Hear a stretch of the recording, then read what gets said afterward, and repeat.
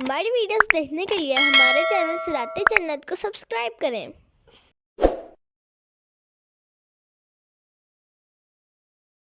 إن يثقفوكم يكونوا لكم أعداء ويبسطوا إليكم أيديهم وألسنتهم بالسوء وودوا لو تكفرون۔ اگر وہ تمہیں پالیں تو تمہارے دشمن ہوں گے اور تمہاری طرف اپنے ہاتھ اور اپنی زبانیں برائی کے ساتھ دراز کریں گے، اور وہ چاہتے ہیں کہ کسی طرح تم کافر ہو جاؤ۔ تفسیر صراط الجنان، یعنی کفار کی عداوت کا یہ حال ہے کہ تم ان کے ساتھ کتنے ہی اس قسم کے سلوک کرو، لیکن انہیں جب کبھی موقع ملے گا تو وہ تم سے اپنی دشمنی نکالنے میں کمی نہ کریں گے، تمہیں مارنے اور قتل کرنے کے لیے تمہاری طرف اپنے ہاتھ بڑھائیں گے، تمہیں گالی گلوچ کرنے اور برا بھلا کہنے کے ساتھ اپنی زبانیں دراز کریں گے، اور ان کی تمنا یہ ہے کہ کسی طرح تم کافر ہو جاؤ۔ تو ایسے لوگوں کو دوست بنانا اور ان سے بھلائی کی امید رکھنا اور ان کی عداوت سے غافل رہنا ہرگز نہیں چاہیے۔ لا تنفعكم ارحامكم ولا اولادكم يوم القيامة يفصل بينكم والله بما تعملون بصير۔ تمہارے رشتے اور تمہاری اولاد قیامت کے دن ہرگز تمہیں نفع نہ دیں گے، اللہ تمہارے درمیان جدائی کر دے گا اور اللہ تمہارے کام خوب دیکھ رہا ہے۔ تفسیر صراط الجنان، یعنی اے ایمان والو، جن رشتہ داروں اور اولاد کی وجہ سے تم کفار سے دوستی اور موالات کرتے ہو، یہ قیامت کے دن ہرگز تمہیں نفع نہ دیں گے۔ اللہ تعالیٰ قیامت کے دن تمہارے اور ان کے درمیان اس طرح جدائی کر دے گا کہ فرما بردار جنت میں ہوں گے اور کافر نافرمان جہنم میں۔ اور یاد رکھو کہ اللہ تعالیٰ تمہارے کام دیکھ رہا ہے، تو وہ تمہیں تمہارے اعمال کی جزا دے گا۔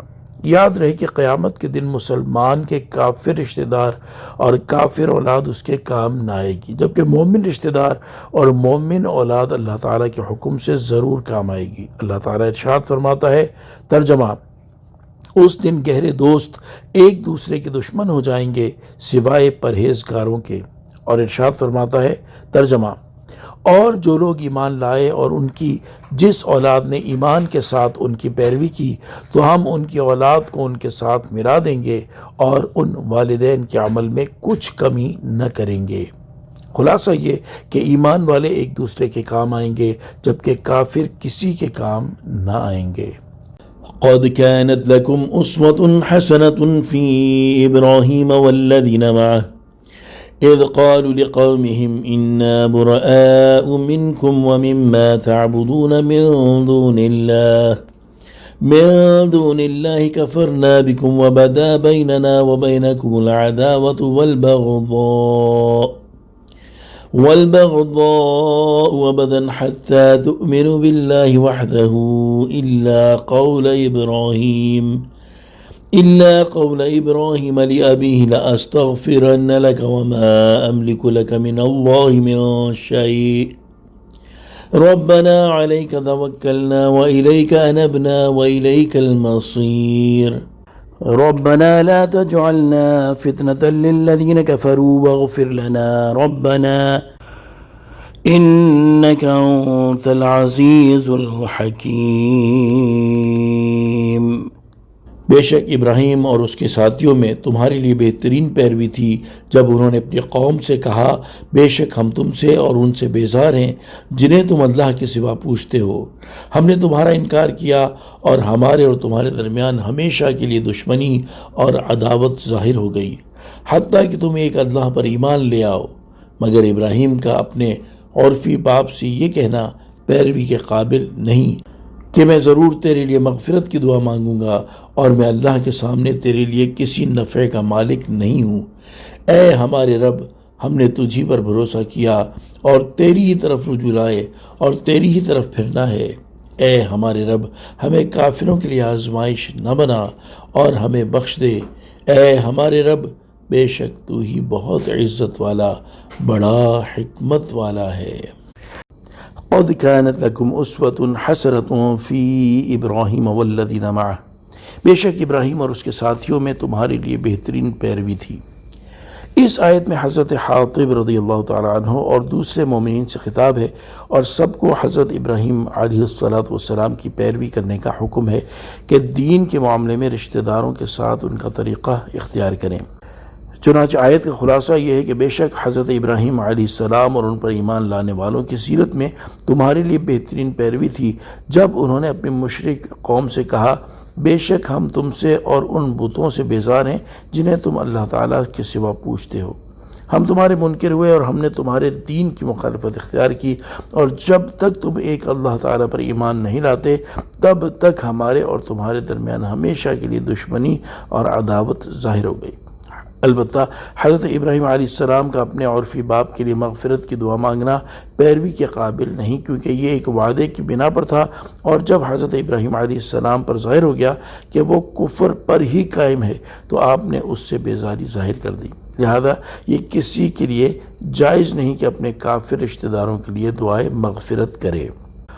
ربنا علیک توکلنا، اے ہمارے رب ہم نے تجھی پر بھروسہ کیا۔ یہ بھی حضرت ابراہیم علیہ السلام کی اور ان مومنین کی دعا ہے جو آپ کے ساتھ تھے، اور یہ استثناء سے پہلے والے کلام کے ساتھ متصل ہے، لہذا مومنین کو اس دعا میں بھی حضرت ابراہیم علیہ السلام کی پیروی کرنی چاہیے۔